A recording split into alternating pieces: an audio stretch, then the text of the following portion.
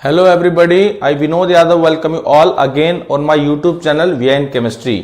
आप सबको पता है कि मैंने आजकल आप लोगों के साथ जो 9th क्लास का केमिस्ट्री का जो सेकंड चैप्टर है वो शुरू किया हुआ है और कल के लेक्चर के साथ मेरा जो एनसीईआरटी एक्सरसाइज खत्म हो गई थी, यानी मेरी तरफ से आपका चैप्टर कंप्लीट है बोर्ड पॉइंट ऑफ व्यू से। आज का जो लेक्चर रहेगा वो एनसीईआरटी का ही है, पर वो एनसीईआरटी एक्सरसाइज के क्वेश्चंस नहीं हो तो हो चुके हैं। हेडिंग को पढ़िए मैंने क्या लिखा है। I have written down NCERT exemplar problems. Exemplar problem जो होती हैं वो एनसीईआरटी एक्सरसाइज से थोड़ा सा अलग होती है, थोड़ा सा हाई लेवल की होती हैं। अब क्योंकि आप 9th क्लास में से साइंस की बेसिक स्टार्ट कर रहे हैं तो ये चीजें आपको आनी चाहिए, ठीक है। तो शुरू में काफी सारे क्वेश्चन है एनसीईआरटी एग्जाम्पलर्स के चैप्टर के अंदर। शुरू में जो बड़े क्वेश्चन हैं उन्हें डिस्कस करूंगा जो ऑलमोस्ट 5 मार्क्स के लेवल के हैं क्वेश्चन, ठीक है, आपके हिसाब से। तो पहले क्वेश्चन को ध्यान से देखेगा एक बार क्या लिखा हुआ मैंने, देखो ये जो my first question, no question answers है, ठीक है।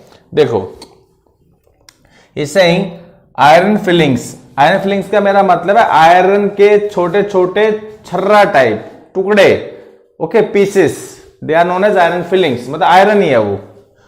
Iron filings and sulphur were mix किए हैं together and the mixture is divided into 2 parts. मतलब पहले क्या किया, आयरन फिलिंग्स और सल्फर को मिलाकर के मिक्सचर उसने बना दिया है, ओके। और मिक्सचर को 2 पार्ट में डिवाइड कर दिया, ए और बी में। फिर क्या कर रहा है, part A was heated strongly, part A को हीट किया strongly, while part B was not heated. Part A और बी, पार्ट ए का जो मिक्सचर में जो 2 कंपोनेंट थे आयरन प्लस सल्फर, उन्हें हीट किया जा रहा है, पार्ट बी को हीट नहीं किया है। उसके बाद दोनों पार्ट्स में डाइल्यूट HCl ऐड करवा रहा है, ओके। और फिर दोनों में क्या देखा, कुछ गैस निकली है। आपको गैसेस को आइडेंटिफाई करना है। इसका मतलब साफ है, इसका पूरा का पूरा आंसर जो है केमिकल रिएक्शन से भरा हुआ है। पहले क्लियर कर देता हूं। और यहां पे जो है हमें यह भी बताना है कि वो गैस H2S गैस, उसका एक टेस्ट भी बताना है, ठीक है। कैसे, देखो सोल्यूशन को देखना ध्यान से एक बारी। पहले हम पार्ट ए को डिस्कस कर लेते हैं। भाई मिक्सचर है, मिक्सचर का मतलब आयरन फिलिंग्स का मतलब Fe पड़ा हुआ है और सल्फर पड़ा हुआ है, ओके। अब इस मिक्सचर को हीट किया जा रहा है। क्या किया जा रहा है, हीट किया जा रहा है। तो हीट करने पे क्या होगा, they undergo a chemical change, they just undergo combination reaction and form A golden coloured ferrous sulphide, okay. ये पार्ट ए को हीट करने के बाद मिला नया कंपाउंड है, टोटली इनसे अलग है, ओके। उसके बाद इसने पार्ट ए में क्या किया हुआ है, HCl को ऐड करवाया है, FeS प्लस HCl। तो देखो बेटा यहां पे एक डबल अच्छा कौन सी HCl है, डाइल्यूट HCl है, तो यहां डाइल्यूट लिख लेना आप लोग। जैसे ही इनमें रिएक्शन होगा तो एक डबल डिस्प्लेसमेंट रिएक्शन होगा। यहां पे H जो है S से कंबाइन करेगा, मैं ग्रीन पेन से शो कर देता हूं। H जो है S से कंबाइन करेगा और Fe करेगा Cl से कंबाइन। तो देखो जब H और S कंबाइन होंगे तो गैस बनेगी H2S। इस गैस की खास स्मेल होती है, सड़े हुए अंडे की स्मेल आती है। तो लिख देना यहां पे rotten egg like smell, okay. दूसरा जो प्रोडक्ट बनेगा, अब क्योंकि देखो H2 है तो 2 लगा लेना यहां पे, तो FeCl2 बनेगा यहां पे। समझ गए होंगे बात, ओके। एक तो ये टेस्ट है इसका, एक टेस्ट और भी H2S गैस का। अगर हम H2S गैस को लेड एसीटेट में डूबे हुए पेपर से पास कराएंगे, ये गैस है बेटा जी, लेड एसीटेट के डूबे पेपर में कराने का मतलब इसका रिएक्शन आप लेड एसीटेट सॉल्यूशन से करवाने वाले हैं। लेड एसीटेट का फॉर्मूला होता है CH3COO होल ट्वाइस लेड। तो यहां पे क्या होगा, देखो यहां पे भी डबल डिस्प्लेसमेंट होने वाला आपका। इसका जो पॉजिटिव पार्ट है Pb2+, इसके नेगेटिव पार्ट से कंबाइन करेगा S2- से, ये बनेगा PbS। इसका ब्लैक कलर हो जाएगा, पेपर का क्या हो जाएगा, ब्लैक कलर, क्योंकि पेपर के ऊपर ये बन गई है लेड सल्फाइड जो ब्लैक कलर की होती है। प्लस में 2 मॉलिक्यूल जो है ना एसीटेट आयन के, ये 2H+ से कंबाइन करके 2 मॉलिक्यूल बना लेंगे एसिटिक एसिड के। CH3COH, ये एक्वस को लिख देना यहाँ पे। तो ये टेस्ट था, और एक ये भी टेस्ट था कि अगर आपको पहचान है कि सड़े वनडे की स्मेल आ रही है तो ये गैस आपकी H2S गैस है। ये कन्फर्मेटरी, ये इसका कन्फर्मेटरी टेस्ट था। किसका? H2S गैस का। कि जब H2S गैस को हम लेड एसिटेट से पास कराते हैं सोल्यूशन से तो ब्लैकिश हो जाता है सोल्यूशन। ये हो गया पहला पार्ट ए के रिएक्शन खत्म आपके। अब पार्ट बी के अंदर हीट तो उसने किया नहीं था, सिंपल मिक्सचर आपके पास Fe+S का। जब इस मिक्सचर में से आप okay A was heated strongly, part B was not heated. तो जब इसके अंदर आप ऐसे रिएक्शन जब आप कराओगे Fe+S, लंबी अरब लिखना डाइल्यूट HCl, तो यहां पे जो रिएक्शन होगा ना, S तो रिएक्शन करेगा नहीं, पहले क्लियर कर देता हूं, केवल आयरन रिएक्ट करेगा HCl के साथ। तो Fe और Cl कंबाइन होंगे, वो बनाएंगे FeCl2। Cl2 बनने तो यहां पे 2 लगाना पड़ेगा आपको, 2 डाइल्यूट HCl। तो गैस कौन सी निकलेगी? H2। ये कलरलेस गैस होती है, ऑर्डरलेस गैस होती है। इसका टेस्ट कैसे करेंगे? जब गैस निकल रही होगी बबल्स के रूप में, आपको ये तो एक्वस स्टेट में बन रहा है, एक तरह से समझ लेना, ठीक है। तो उस सॉल्यूशन में से जब H2 गैस के बबल्स निकल रहे होंगे, उसके ऊपर आप जलती हुई मोमबत्ती या जलती हुई मैस्टिक को धागा लगा देना, आपको पॉप साउंड दिखा सुनाई देगी। तो इसके नीचे आप लिख देना थ्योरी में पॉप साउंड। तो ये कुल मिला के 4 रिएक्शन की मदद से हम लोगों ने क्वेश्चन नंबर 1 को सॉल्व कर लिया है। पार्ट ए में गैस कौन सी बनी थी? हाइड्रोजन सल्फाइड गैस, जिसमें सड़े वनडे की स्मेल आती है। दूसरे में गैस कौन सी बनी है? Hydrogen gas. जो इसका टेस्ट क्या है? जब उसके नजदीक जलती हुई कोई मोमबत्ती या जलती हुई तिल्ली, ये माचिस की तिल्ली लेके जाएंगे तो पॉप साउंड क्रिएट करेगी। तो आपने देखा ना कि एग्जाम्पल करके क्वेश्चन किस लेवल के होते हैं, आपको अच्छी सी नॉलेज होनी चाहिए रिएक्शंस की। तो ये अभी पहला ही क्वेश्चन हुआ है, इसके बाद अब सेकंड क्वेश्चन स्टार्ट करेंगे। ये आपका सेकंड क्वेश्चन देखो, एक एक्टिविटी दे रखी है उसने, पहले पढ़ लेते हैं क्या कर रहा है। कोई बच्चे थे स्कूल के, ए ग्रुप ऑफ स्टूडेंट्स टूक an old shoe box, old shoe box मैंने रेड कलर से बताया आपको, and covered it with black pepper, वो ब्लैक पेपर से कवर किया हुआ है, okay. They placed a glass of milk into it, उसके अंदर ये मिल्क का ग्लास रख दिया, ठीक है, इसमें मिल्क है, and pass light through the milk, और टॉर्च की मदद से लाइट को पास करवा रहे हैं। They were amazed to see that milk was illuminated, जब उन्होंने ऊपर से देखा 90 डिग्री के एंगल से तो हैरान रह गए कि मिल्क में से लाइट जा रही है, क्योंकि मिल्क चमक रहा था, okay. They tried the same activity by taking a salt solution, फिर उन्होंने क्या किया, मिल्क की जगह दूसरा ग्लास लिया, साल्ट सोल्यूशन में से पास कराई लाइट को। तो उन्होंने देखा कि अब तो साल्ट सोल्यूशन तो नहीं चमकता जैसे दूध चमक रहा था, क्योंकि लाइट पास तो हुई है, लेकिन सिंपली पास हुई है, ठीक है, लेकिन साल्ट सोल्यूशन को चमकाया नहीं उसने, विदाउट डोमिनेटिंग इट। आपको 4 क्वेश्चन दे रखे हैं इस एक्टिविटी के थ्रू उसने, ठीक है।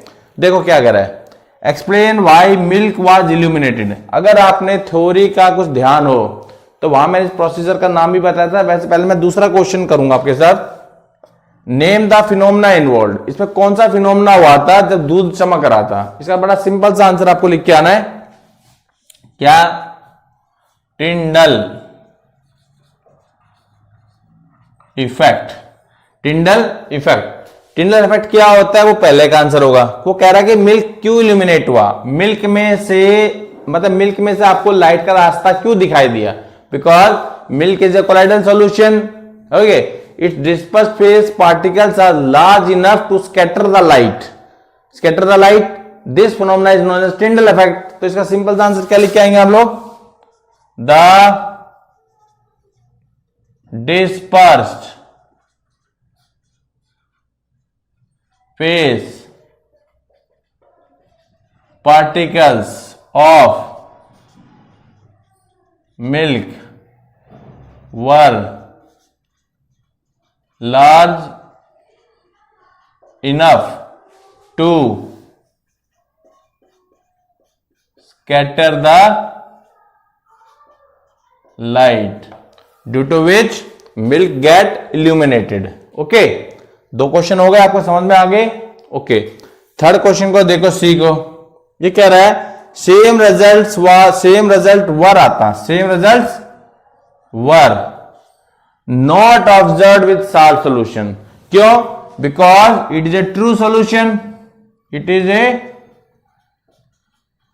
True solution. पहली बात, it's solute particles, it's solute particles are not large enough to scatter the light। Salt solution true solution का केस था, और ट्रू सॉल्यूशन के जो पार्टिकल्स थे वो कोलाइडल जितने बड़े नहीं थे, जिसकी वजह से उन्होंने लाइट को स्कैटर नहीं किया, जिसकी वजह से वो इल्यूमिनेट नहीं हो पाया। या यूं कह दो कि उसमें से लाइट का पाथ आपको दिखाई नहीं दिया जब आपने उसको ऑब्जर्व किया। ओके, 3 क्वेश्चन हो गए। 4th क्वेश्चन को देखो। He wants you to give 2 more examples of such solutions which show the same effect। तो कोलाइडल सॉल्यूशन मैंने आपको 8-9 तरह के बताए थे, उनमें से 2 एग्जांपल दे देंगे। एक तो मिल्क हो गया जैसे, दूसरा एग्जांपल पहला लिख देना स्टार्च सॉल्यूशन, स्टार्च सॉल्यूशन। दूसरा कर देना वाटर प्लस ऑयल, मिल्क जैसा ही है, वाटर प्लस ऑयल। तो ये मैंने आपके साथ 2 क्वेश्चन डिस्कस कर दिए। अब हम समझ लीजिए, मैंने आंसर लिखे अभी भी आपके सामने। इसके बाद हम 3rd क्वेश्चन के ऊपर आएंगे। ठीक है, ये आपका 3rd क्वेश्चन है। यहां पे भी डायग्राम एक आपको दिया हुआ है, और डायग्राम देख के आपको पता चल गया होगा किस चीज का डायग्राम हो रहा है, अगर आपने थ्योरी के लेक्चर्स ढंग से सुने होंगे तो। क्या कहा जा रहा है? A child wanted to separate the mixture of dyes constituting a sample of ink as shown in the diagram. मैंने पूरा डिटेल लिखा नहीं है, मैंने डायरेक्ट कर दिया डायग्राम में जैसा दिखाया गया है। ठीक है, अब अगर आपने थ्योरी ढंग से पढ़ी होगी तो डायग्राम को देख के पता चल गया होगा किस चीज का डायग्राम है ये। अब ये क्या कह रहा है, पहला क्वेश्चन देखो। He is saying what would you expect to see if the ink contains 3 different coloured components. ये इंक का स्पॉट लगाया फिल्टर पेपर के ऊपर और सॉल्वेंट में रखा हुआ है। ठीक है, तो कह रहा है सॉल्वेंट में रखा है तो सॉल्वेंट ऊपर चढ़ेगा पेपर के ऊपर इस तरीके से, और साथ में इंक को भी लेके जाएगा। सपोज करो कह रहा है इंक में 3 अलग अलग कलर के कंपोनेंट्स हैं, आपके 3 अलग अलग कलर के कंपोनेंट्स हैं। ठीक है, तो कह रहा है आप क्या एक्सपेक्ट करोगे? भाई हम एक्सपेक्ट करेंगे कि the components also move with the water on the surface of this filter paper. जिसकी स्पीड कम होगी सबसे पीछे रह जाएगा, और जिसकी स्पीड सबसे ज्यादा होगी वो थोड़ा आगे निकल जाएगा। जैसे मान लो पहला कंपोनेंट ब्लू कलर का था मेरा, अगला कंपोनेंट मेरा रेड कलर का था, और जो लास्ट वाला कंपोनेंट सबसे ऊपर गया है वो मेरा ब्लैक कलर का है। तो इस तरीके से आपको धब्बे दिखाई दे जाएंगे फिल्टर पेपर के ऊपर जैसे जैसे पानी ऊपर चढ़ेगा। तो यही हमने यहाँ पे लिखना, what would you expect to see. हमने क्या देखा? We have seen that the 3 components move according to their solubility in water on the surface of filter paper. लिख दो इसको, we see the 3 components of the die moves at different speeds and appear as 3 different spots. सीधा सा answer इसका clear हो गया। Second question क्या कह रहा है भाई? Name the technique used. कौन सी टेक्निक है? प्रोसेसर का नाम बताना। यहां पे तो सिंपल क्रोमेटोग्राफी। कौन सी टेक्निक है ये? Chromatography.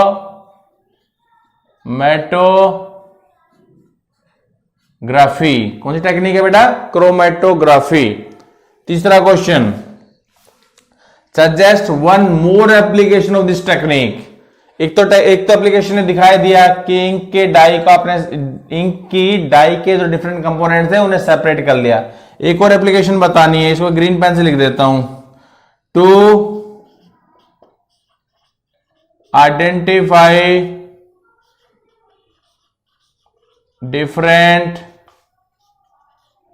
types of drugs in a given sample of blood. Blood के अलग अलग सैंपल, ब्लड के सैंपल में अलग अलग तरह के जो ड्रग्स पाए जाएंगे, अगर कोई कल्प्रिट होगा, पुलिस ने पकड़ा है तो ब्लड टेस्ट करवाएंगे किसने कौन कौन से ड्रग्स ले रखे हैं, तो उसकी मदद भी, उसकी पहचान के लिए हम लोग कौन सा प्रोसीजर यूज करते हैं, क्रोमेटोग्राफी। तो ये अभी आपके 3 ही क्वेश्चन हुए हैं, अभी 4th क्वेश्चन आएगा आपके सामने। अगले क्वेश्चन को देखो क्या कर रहा है। He saying fractional distillation is suitable for separation of miscible liquids with a boiling point difference of 25 Kelvin or less। अब कह रहा है कि जो फ्रैक्शनल डिस्टिलेशन apparatus जो हमने यूज करते हैं उसका कौन सा पार्ट इसको इस काम के लिए एफिशिएंट बनाता है। एक्सप्लेन यूजिंग ए डायग्राम। इसको तो मैं करूंगा नहीं, क्यों नहीं करूंगा, इसका लेक्चर में इससे पहले अपलोड हो चुका है।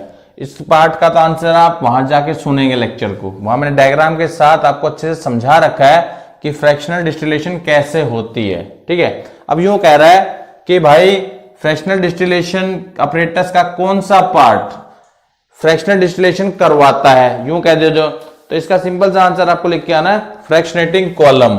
क्या आंसर लिख के आना है पहले पार्ट का, द फ्रैक्शनेटिंग कॉलम। हाँ, जो राउंड बॉटम फ्लास्क के ऊपर लगाया था, थर्मोमीटर राउंड बॉटम फ्लास्क के बीच में लगाया था ग्लास ट्यूब, जिसमें आपने कुछ चीजें डाली हुई थी, ठीक है, रॉक्स वगैरह, छोटे पत्थर, कंकड़ वगैरह। The fractionating column of fractional distillation apparatus, FDA लिख दिया, fractional distillation apparatus makes it efficient. और इस पार्ट के लिए आप पिछले लेक्चर को सुनेंगे, पिछले नहीं उससे पहले वाले लेक्चर को सुनेंगे, एनसीईआरटी एक्सरसाइज से पहले जो सेपरेटिंग टेक्निक्स के मैंने 3 लेक्चर्स डाले हुए हैं, तो शायद 3rd लेक्चर में इसको समझा रखा है मैंने, तो वहां जाके इसको सुनेंगे। तो इस तरह से हमारे 4 क्वेश्चन हो गए। अब 5th क्वेश्चन के ऊपर आएंगे। नेक्स्ट क्वेश्चन देखो, you are provided with a mixture containing, क्या क्या मिक्सचर में, सैंड है, आयरन फिलिंग्स है, 2 साल्ट है, ammonium chloride salt, NaCl salt. आपको कंपोनेंट्स अलग करने हैं, तो देखो सबसे पहले क्या करें आंसर में, with the help of magnet, with the help of a magnet separate iron filings. हो गया, आयरन निकल गया। सेकेंड स्टेप, पहली स्टेप तो हो गई ना, ये करके लिख लो, B. Now add water into it, पानी मिला दो इसमें, ठीक है। As a result and filter the mixture, filter the mixture. तो पानी मिलाने से क्या होगा, जो साल्ट डिसॉल्व हो जाएंगे। Okay, filter the mixture, so salts separate in filtrate, वो नीचे आ जाएंगे फिल्ट्रेट के रूप में, and sand gets collected over filter paper. C में क्या करेंगे फिर, heat the filtrate, heat the filtrate. उससे क्या होगा आपका, water get evaporated, water get evaporated, leaving behind NH4Cl and NaCl। D. इनको हीट करेंगे, फर्दर हीटिंग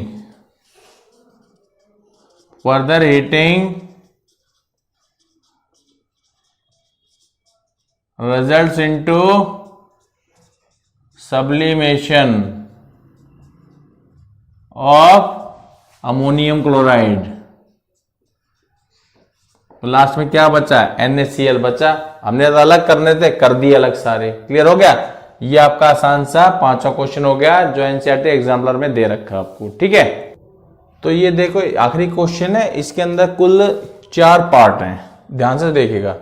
पहला क्वेश्चन देखो, which gas condenses first during the fractional distillation of air. अगर आपने मेरा थ्योरी के लेक्चर सुने होंगे जहां पे मैंने फ्रैक्शनल डिस्टिलेशन ऑफ एयर बताया था, तो वहां अगर आपको ध्यान हुआ मैंने स्पष्ट रूप से बताया था एयर के अंदर कई सारी गैसेस कंपोनेंट थी, नाइट्रोजन, ऑक्सीजन, नोबल गैसेस।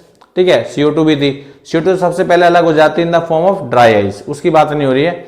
बात हो रही कंडेंस कौन सी गैस हो रही है, डिस्टिलेट सबसे पहले कौन सी गैस हो रही है। तो जिस गैस का बॉइलिंग पॉइंट सबसे कम था वो सबसे पहले आपकी कंडेंस होगी। कौन सी गैस थी वो? Nitrogen gas. तो इसका आंसर क्या लिखेंगे आप? Nitrogen gas. क्लियर हो गया? अगला क्वेश्चन क्या दे रहा है, under which category of mixtures, mixtures की कौन सी कैटेगरी में आप डालोगे अलॉयज को। तो अलॉयज की डेफिनेशन अगर आपको पता हो तो दे आर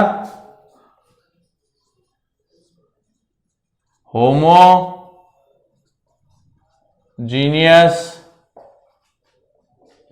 मिक्सचर्स।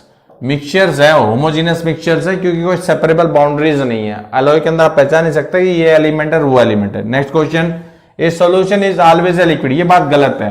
बड़ी क्लासों में जाके आपको बताया जाएगा कि सॉल्यूशन 3 तरह का होता है। सॉलिड सॉल्यूशन भी होते हैं जो अलॉयज के इसका एग्जांपल है सॉलिड सॉल्यूशंस, लिक्विड सॉल्यूशन तो है ही, और एक होता है गैसियस सॉल्यूशन।